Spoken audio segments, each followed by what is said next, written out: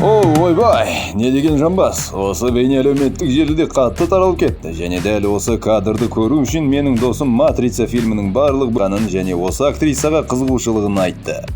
Ал егер сізде фильм қарауға уақытыңыз болмаса, онда осы видеоны бастан аяқ көріңіз. Матрица фильмінде тағы басқа да көздің жауын алатын сәттер бар.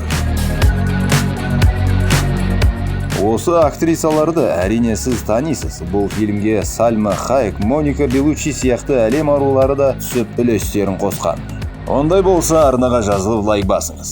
Бұл актрисаның толық есімі Кэрин Энн Мосс, 1967 жылы Канада елінде дүниеге келген.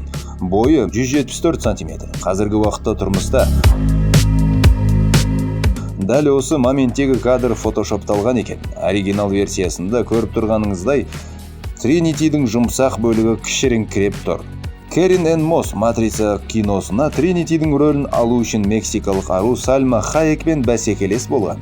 Бірақ Сальманың үлкен бөксесі және томпақ фигуралы болғаннан кейін режиссер оны алмай қойыпты. Бірақ үйде подвалда болатын кастингке шақырыпты. Актриса Сальма Хайек Red Table Talk шоуында былай деген: Матрицаның Тринити рөліне кастингтен өтпей қалдым, себебі ол кинода жүгіру секіру керек еді. Мен тіпті жай жүгіргеннің өзінде ентігіп қаламын десті.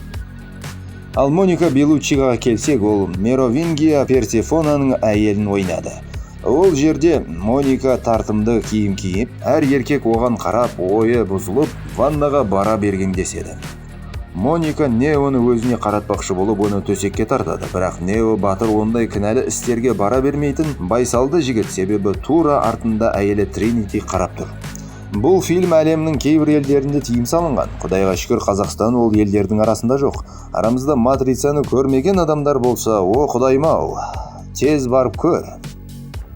Арнаға жазылып, лайк басып, қоңыраушаны бас. Чао.